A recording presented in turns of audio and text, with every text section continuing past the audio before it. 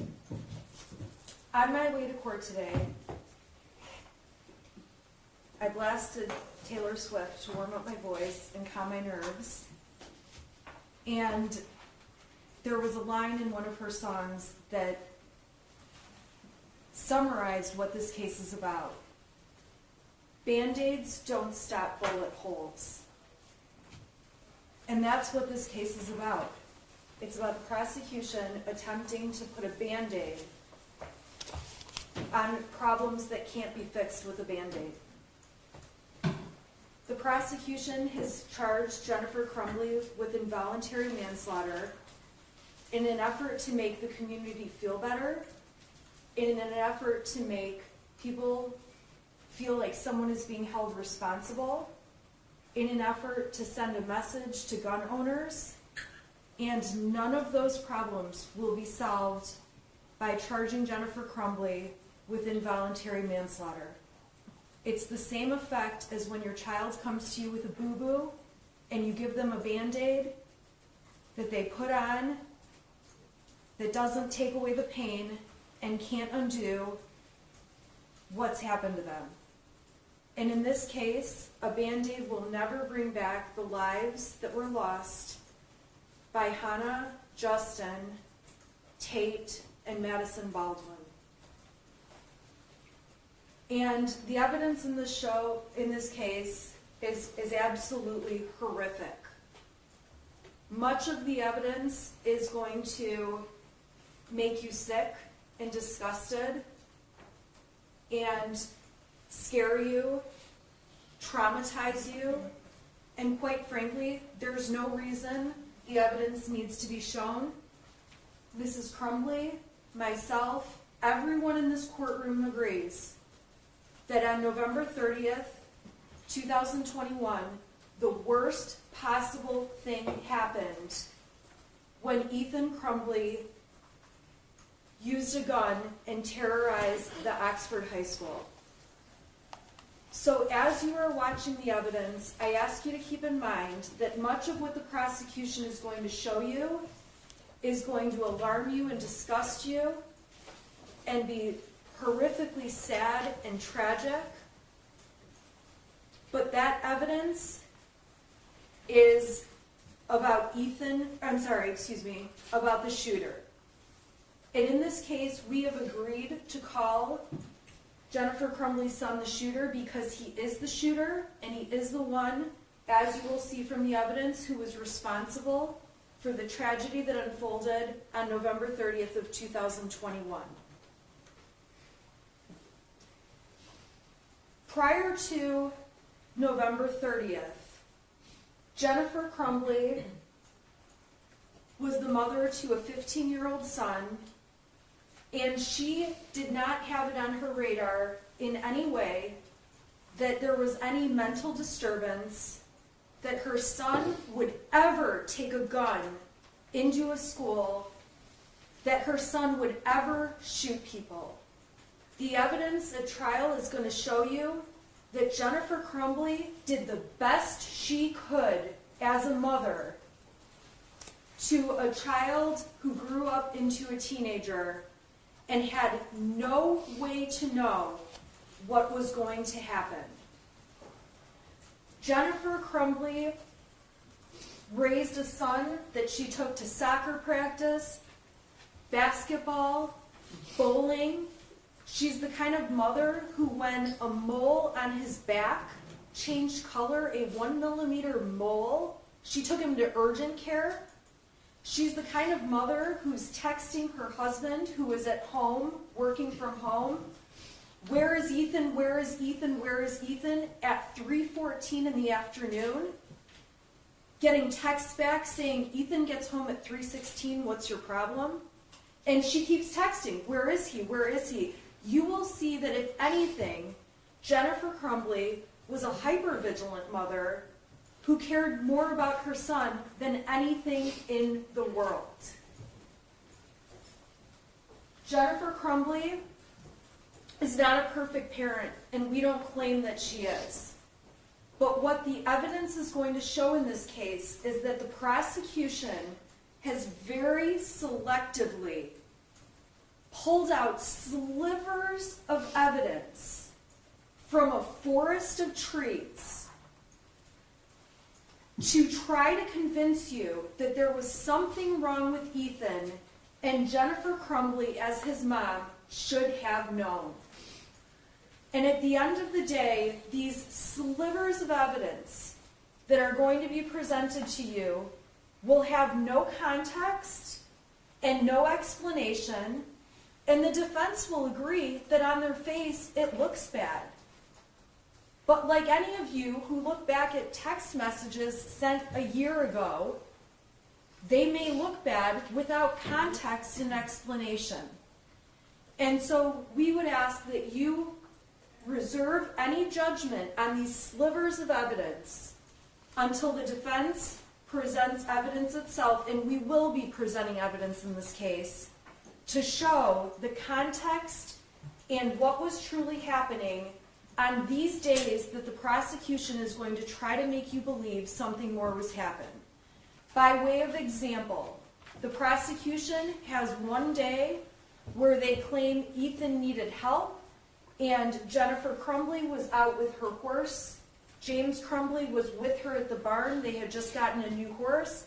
Ethan is 15 years old at home, claiming there's a demon in the house, there's something going on, and the prosecution is going to try to use this one little point in time to convince you that Jennifer Crumbley was somehow neglecting her son. Much of the evidence in this trial is also going to center around James Crumbley, who is not on trial in this case. He has a separate trial, as Mr. Keese told you. You're going to hear evidence that James Crumbley and Ethan Crumbley liked guns.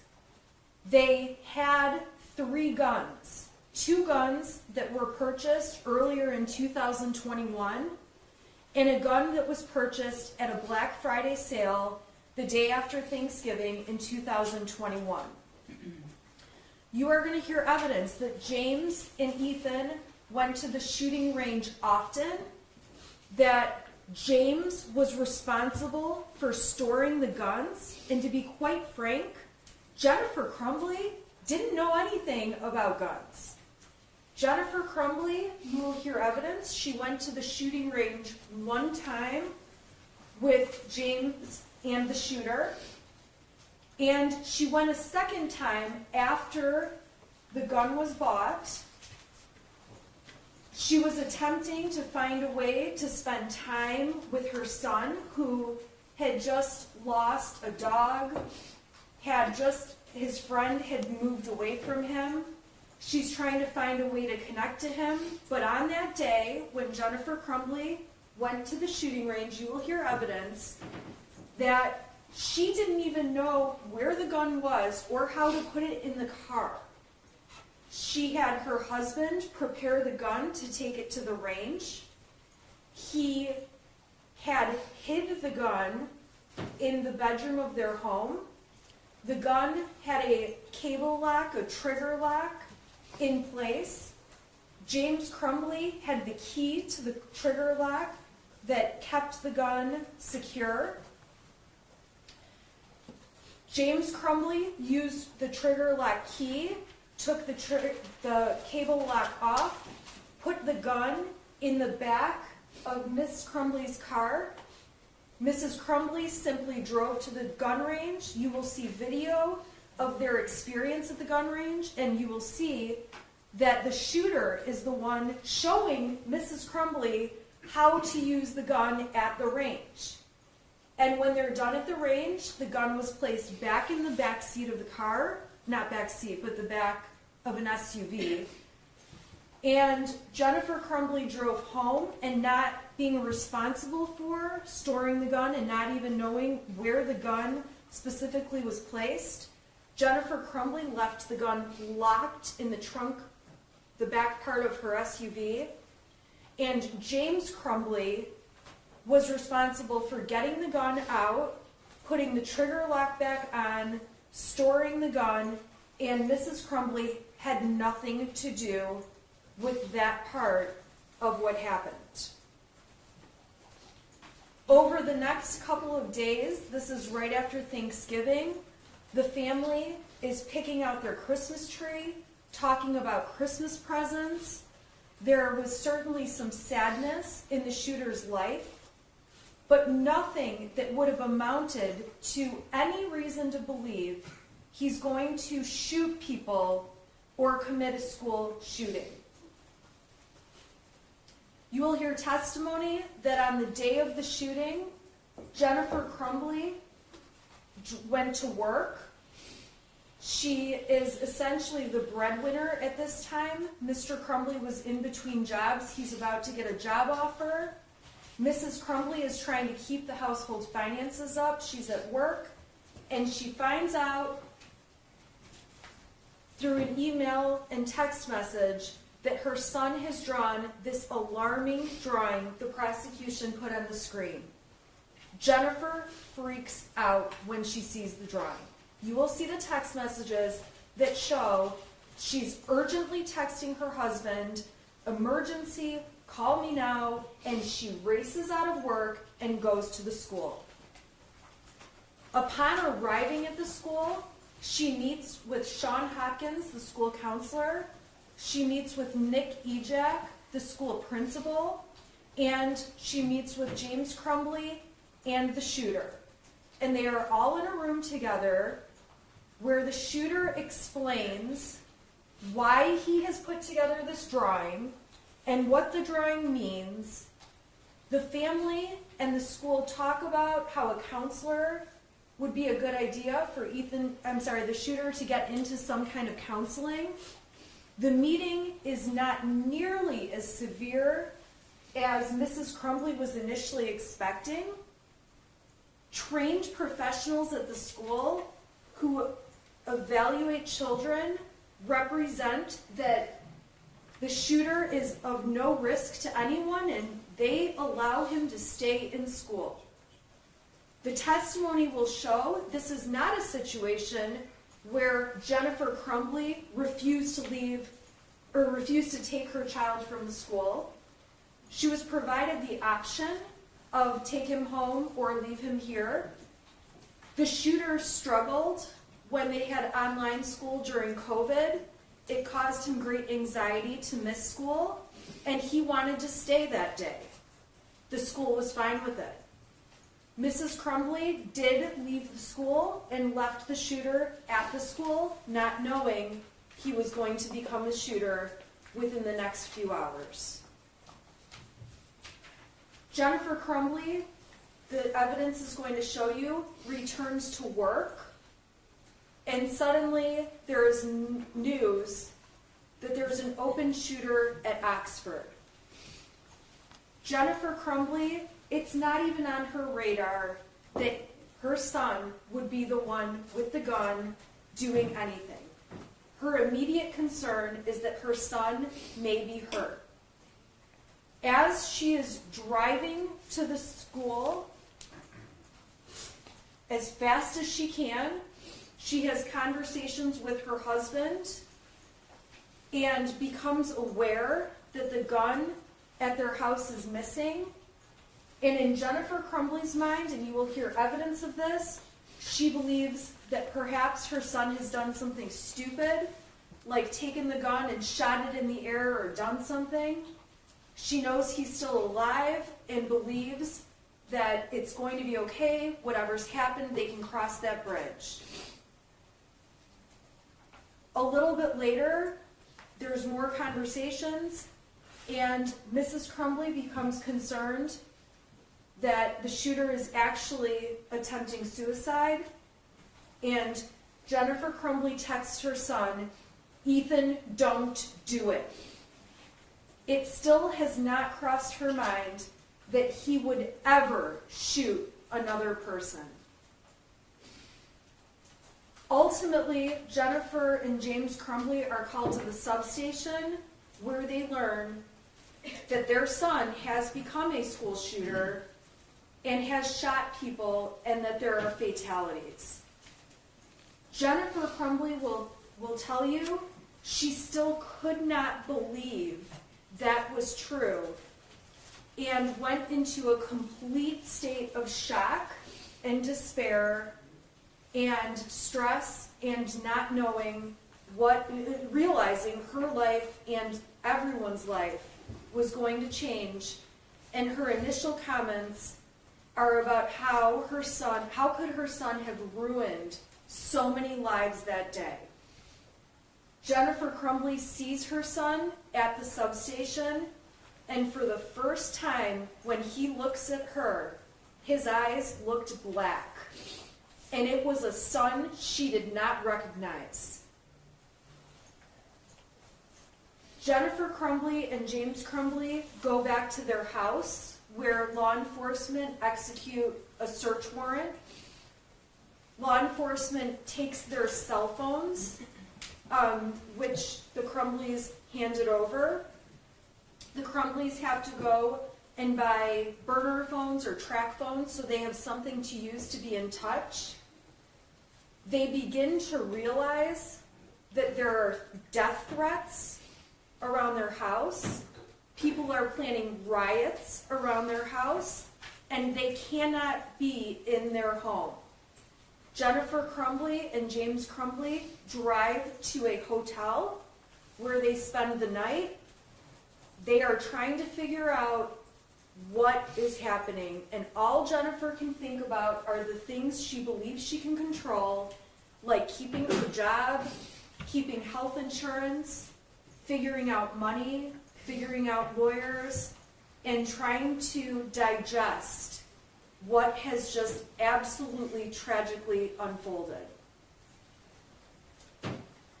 In the days following the event, while the prosecution says the evidence will show Jennifer Crumbley is lying, Jennifer Crumbley is truthfully telling the world she had no idea and finding out that she is about to be charged in this Band-Aid effort by the prosecution with involuntary manslaughter. Jennifer and James Crumbley go to the bank. They're advised by friends and family, and you will hear testimony that their money could all be taken out of their accounts, and they know they need money to be able to live and hire lawyers and figure out what to do. They withdraw all of the money from their bank account. The burner phones they're using, they can't get access to any of their accounts because of this two-part authentication you now have to do. So they go to the Metro PCS store where they buy new telephones that they can actually use to access their social media, their accounts, their contacts, and they end up with multiple cell phones. After that, they work to find lawyers. They don't know what to do. They don't understand what they're being charged with. They're under the stress of knowing their son is gone, and life will never be the same, undoubtedly. And on Friday, December 3rd, the Crumbleys find out when a press conference is held that they are being charged with 4 counts of involuntary manslaughter. And at that point, they attempt to try to figure out what to do, where to stay, where to go, what to do. And they ultimately ask a friend if they can stay at his art studio until they know where to go and what to do. They make plans to turn themselves into the court on Saturday morning, because remember, this is late in the day Friday. Saturday morning at 8:30 when the court opens up and does weekend arraignments. And overnight, the prosecutor's office, the sheriff's department, the fugitive apprehension team, the U.S. Marshals have a statewide search claiming that James Crumbley and Jennifer Crumbley are on the lam. They are running, they are fleeing, they are trying to avoid charges, and it couldn't be any further from the truth. They are at their friend's art studio, they are waiting for instructions, and they are waiting to turn themselves in first thing Saturday morning when arraignments take place at the court. James and Jennifer Crumbley are sleeping on a mattress in the middle of the night. When police locate them, you will hear evidence. They're not really hiding. They're standing outside their car, their vehicle, smoking cigarettes. They're standing outside their car, talking on the telephone. They're communicating with various people they know. There's absolutely no evidence to suggest that they're fleeing. You will see body camera footage where when police come into the art studio to find them dead asleep on this mattress, they are cooperative, they are taken into custody, and they are arrested. The prosecution has grossly misconstrued facts in this case, and I ask that you wait to make any judgment until all of the evidence has been presented and you have seen every detail of it, including Jennifer Crumbley's testimony, and she is going to take the stand and tell you about her life with her son, about the day he became the shooter, and about the day he did something she could have never anticipated or fathomed or predicted. She will tell you that when she saw the materials in this case, she learned that her son had not been her son for months, that he had been manipulating her, that he had been hiding things from her, that he had been sending text messages, alarming text messages, to other people. You will hear that the school never advised Mrs. Crumbley of problematic issues that if she had heard about, she would have jumped right on top of it. Despite the fact the evidence will show that Mrs. Crumbley is on power schools, managing missing assignments by her son and his grades, the school never told her about times the shooter was trying to sleep in class, about a test he had failed, about the shooter being called to the office. She was never informed. You will hear testimony. She was never informed that the shooter wrote an autobiographical get-to-know-you poster where he says he feels terrible and his family's a mistake. The school never notified Mrs. Crumbley of this. You will hear testimony that the school never notified Mrs. Crumbley that the shooter was having a, quote, rough time when he spoke to the school counselor. You will hear testimony that the school never notified Ms. Crumbley that previous work found in the shooter's files showed that it leaned a little bit towards the violent side. You will hear testimony that the school never told Mrs. Crumbley about an index card the shooter wrote in class that had odd responses with a drawing of a loaded gun magazine and a person holding it out. You will hear that Mrs. Crumbley was never told much of the information the school had.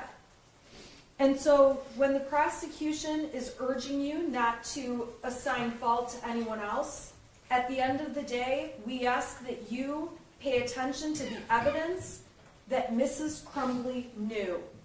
And quite frankly, when you evaluate that evidence and know what she knew and what she didn't know, and learn the context behind the slivers of evidence this prosecution's presenting, you will see that this was absolutely not foreseeable, this was absolutely not expected, and I am going to ask that you find Jennifer Crumbley not guilty of involuntary manslaughter.